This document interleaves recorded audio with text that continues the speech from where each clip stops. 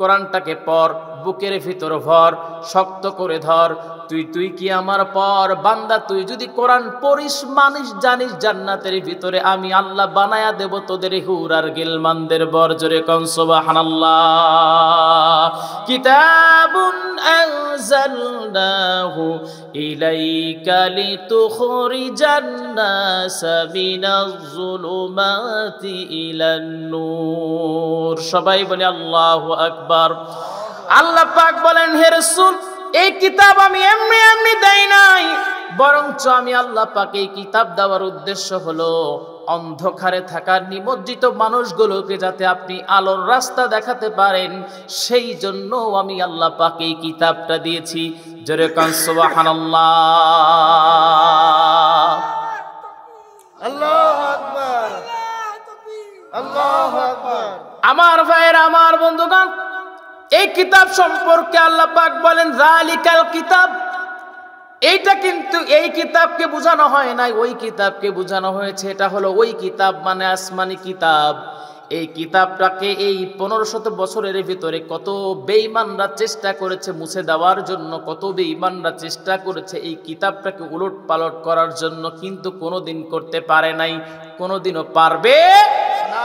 আমার ভাইরা, আমার বন্ধুগণ, আমার মারে গালি দিলেও মেনে নেওয়া যায়, আমার বাবারে গালি দিলে মেনে নেওয়া যায়, আমাকে আঘাত করলে কোনোভাবে সেটা মেনে নেওয়া যায়, কিন্তু কোরআনকে নিয়ে, আল্লাহকে নিয়ে, রাসূলকে নিয়ে যদি কেউ কটূক্তি করে কথা বলে, তাহলে আওয়ামী লীগ কিসের বিএনপি কিসের জামাত কিসের চরমনাই, সকলেই একটা প্ল্যাটফর্ম, ওয়াকালা ইন্নানি মিনাল মুসলিমিন, এই প্ল্যাটফর্মে দাঁড়িয়ে যাই। প্রয়োজনে এই কোরআনের সম্মান রক্ষার্থে বান্দারা রাস্তায় পর্যন্ত জীবন দেয়, ঠিক কিনা?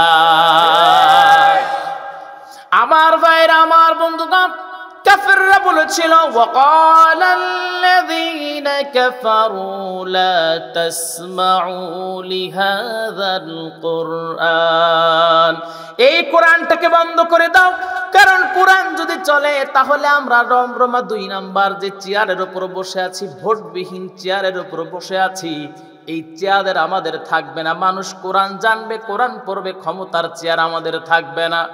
এই চিন্তা তাদের ভিতরে ছিল।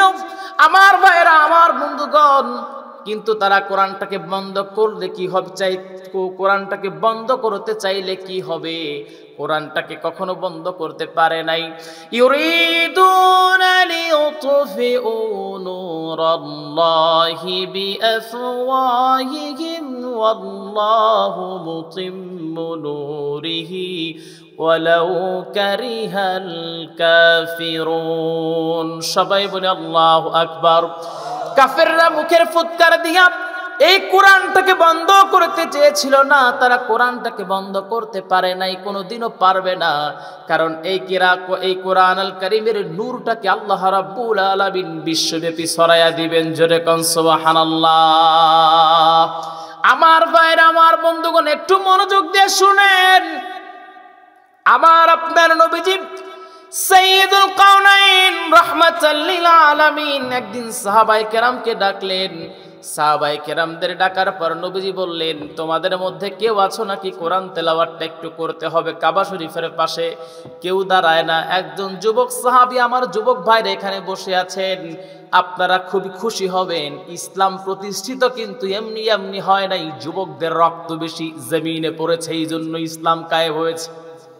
আমার ভাইয়ের, আমার বন্ধুগণ, ওই যুবক সাহাবী তখনও মুখ গজায় নাই, তিনি দাঁড়ায় গেলেন, দাঁড়িয়ে বলে, রাসূলুল্লাহ, ইয়া হাবিবাল্লাহ, আপনি যদি অনুমতি দেন ওই কাবা শরীফের পাশে গিয়ে আমি কোরআন তেলাওয়াত করব। আল্লাহর নবী ডেকে বললেন, তুমি কোরআন তেলাওয়াত করবা না? প্রয়োজন না, আমি একটু পরীক্ষা করে দেখলাম তোমাদের বুকে বল আছে নাকি। তুমি ইয়াং মানুষ, যুবক মানুষ, তুমি কোরআন তেলাওয়াত এই কাবা শরীফের পাশে করতে চাও? প্রয়োজন নাই। সাহাবী নাছোড় বান্দা ডেকে বলে, ইয়া রাসূলুল্লাহ, আপনার পবিত্র জবান থেকে বের যখন হয়েছে কোরআন তেলাওয়াতটা আমি অবশ্যই করব। রওনা দিয়ে দিনে কাবা শরীফের পাশে যখন তিনি চলে গেলেন, কাবা শরীফের পাশে যাবার পর নবীজির ওই প্রিয় সাহাবী সুন্দর করে কোরআন তেলাওয়াত তিনি করতে লাগলেন।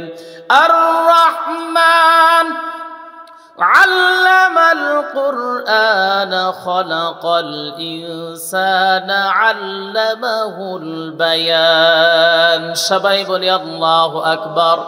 যখন তিনি কোরআন তেলাওয়াত শুরু করে দিলেন, দেওয়া মাত্রই সঙ্গে সঙ্গে কাফের বেঈমানরা জড়ো হয়ে গেল। তাদের কোরআন তেলাওয়াতে কাফের বেঈমানেরা মুগ্ধ হয়ে গেল। আমার ভাইরা, আমার বন্ধুগণ, যেহেতু এখানে অধিকাংশ যুবক ভাই, আপনারা অনেক সময় ব্যথায় ব্যথিত হয়ে অনেক সময় বিষ খান, ফাঁস নেন, আপনাদের অনেকেই আছে না?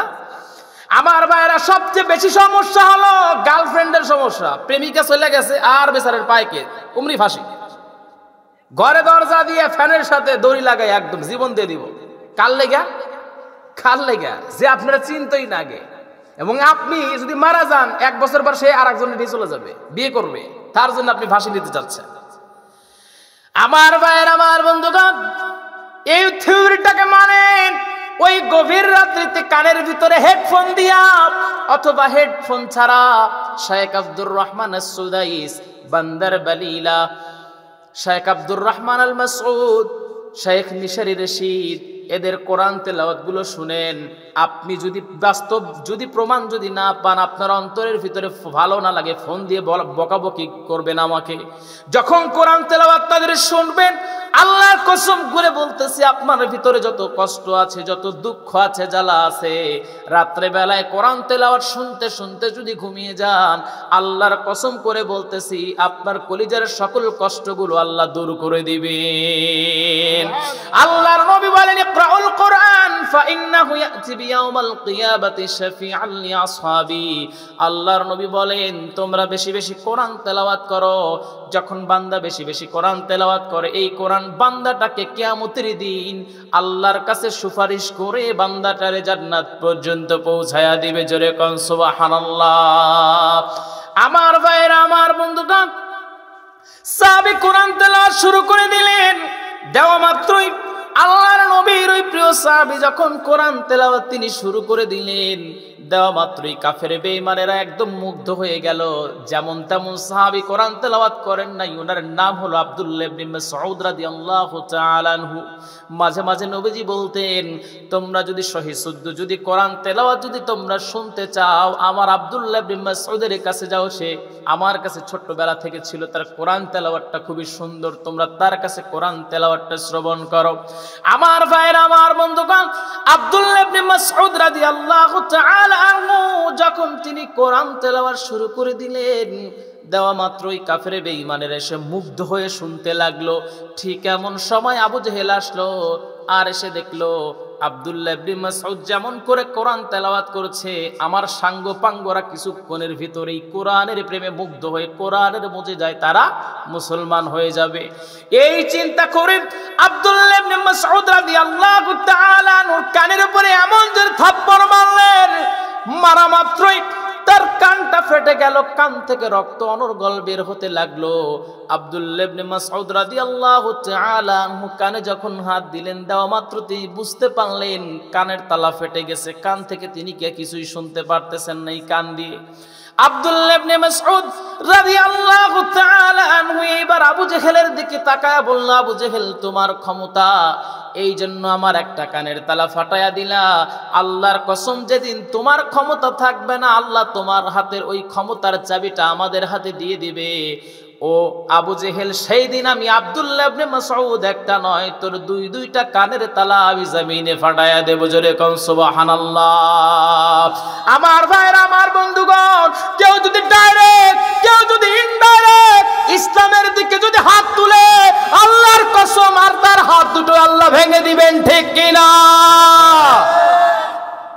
আজকে আছে না এরকম বদমাইশ, আছে না? আমার ভাইরা, কিছুদিন পূর্বে, প্রায় 4-5 বছর আগে, একজন নেতা তিনি বললেন, আমি যতটা ওই দল এই দলরে ঘৃণা করি, তার চেয়ে বেশি ঘৃণা করি যারা হজ করার জন্য যায়। জোরে কোন নাউজুবিল্লাহ।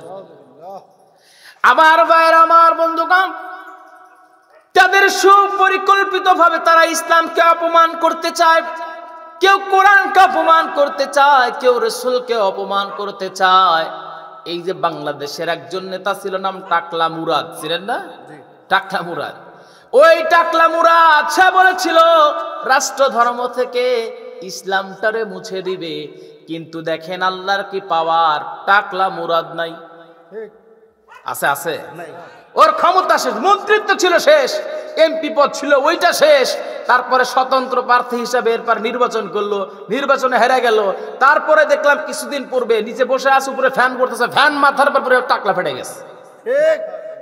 তার মানে বোঝা যায় ইসলামের দিকে তাকাবা হাত ভেঙে দিবেন আল্লাহ, ঠিক কিনা?